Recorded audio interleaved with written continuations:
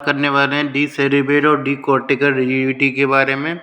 D cerebral rigidity को develop होते हैं सेरिबेलम को अलग हो जाना। तो डी सेरिब्रल रिजिडिटी जब भी आती है तो आपको समझना है ए लेवल पे। ये सबसे ब्यूटीफुल डायग्राम है, इससे आपको अच्छे से समझ में आ जाएगा। ये गेनोंग नाम की किताब में दिया रखा है, तो इसको जरूर फॉलो करना।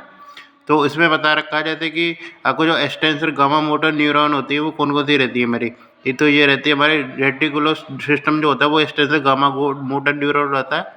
जो अल्फा मोटर न्यूरॉन में बताया था कॉर्टिकोस्पाइनल ट्रैक्ट होती है। उसके अलावा रूब्रोस्पाइनल ट्रैक्ट जो रेड न्यूक्लियस से होती है, जिसको एक तरीके से किससे जुड़ी रहती है, जैसे ये हमारा सेरिबेलम वाला पोर्शन है उससे जुड़ी हुई है। और इसके अलावा सेरिबेलम कैसे प्रकार काम करता है तो वेस्टिबुलो स्पाइनल ट्रैक्ट के रूप में भी काम कर देता है, जो कि किसको सप्लाई करती है तो एक्सटेंसर अल्फा मोटर न्यूरॉन को। मान के जो डी सेरिब्रल रिजिडिटी में जो कंसीडर किया जाता है वो किया जाता है हमारा ए लेवल। यदि मान के चलिए ए लेवल कट जाए तो क्या होगा, तो जो हमारे एक्सटेंसर गामा मोटर न्यूरॉन है वो तो काम करते रहेंगे, उनको तो सेंसरी सप्लाई यहाँ से भी मिल रही है, इतनी एक्साइटेशन उनका तो चल ही रहा है। लेकिन इन दोनों का तो खत्म हो गया। जो हमारे फ्लेक्सर अल्फा न्यूरॉन थे, तो फ्लेक्सर अल्फा न्यूरॉन का सिस्टम है वो खत्म हो गया, कॉन्ट्रैक्शन हो नहीं रहा उनका।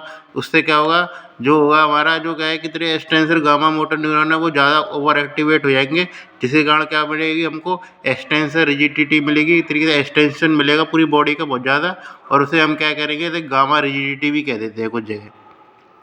उसके अलावा जैसे मान के चले हमने वो कैसे कम कर सकते हैं, मान के चलिए ये बी को काट के कम कर सकते हैं। मान के चले यदि हमने बी काट दिया तो क्या होगा, एक तरीके से जो उसको इनिबिट करने का काम कर रहा था वेस्टिबुलर स्पाइनल ट्रैक्ट को, तो vestibular spinal tract over active हो जाएगा हमारा। और वेस्टिबुलर स्पाइनल ट्रैक्ट क्या करता है तो इनिबिटरी इंपल्स देने का काम करता है, जिसके कारण क्या होगा एक तरीके से मसल की जो एक्टिविटी है वो कम हो जाएगी। इंपल्स वैसे एक्साइटेशन वाले लेकिन मसल की एक्टिविटी कम हो जाएगी। तो बी तरीके से ये हो सकता है डी सेरिब्रल रिजिडिटी को कम करने का।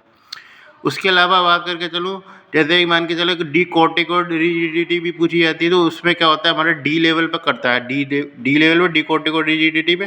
तो डी लेवल पर करने से क्या होगा, जो हमारा एक तरीके से जो एक्सटेंशन वाला वो है वो तो अभी भी ओवर एक्टिव रहेगा, लेकिन क्या है कि हमारा फ्लेक्शन जो है वो एक तरीके से कुछ जगह एक्टिवेट हो जाएगा। जैसे ये रूब्रोस्पाइनल ट्रैक्ट है वो एक्टिवेट हो जाएगा, तो ये रूब्रोस्पाइनल ट्रैक्ट में सप्लाई करता है हमारे हैंड को, तो हैंड हमारे फ्लेक्स मिलेंगे।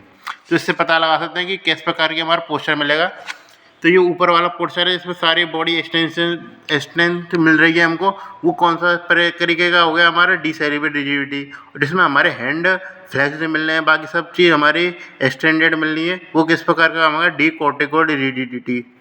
ये कहाँ मिलती है, डी सेरिब्रल रिजिडिटी मिलती है हमारी एक तरीके से अंकल हर्निएशन में, और डी कॉर्टिकोइड रिजिडिटी मिलती है हमारी एक तरीके से किसमें, वो मिलती है हमारी थ्रोम्बोसिस ऑफ इंटरनल कैप्सूल में देखने को मिलती है।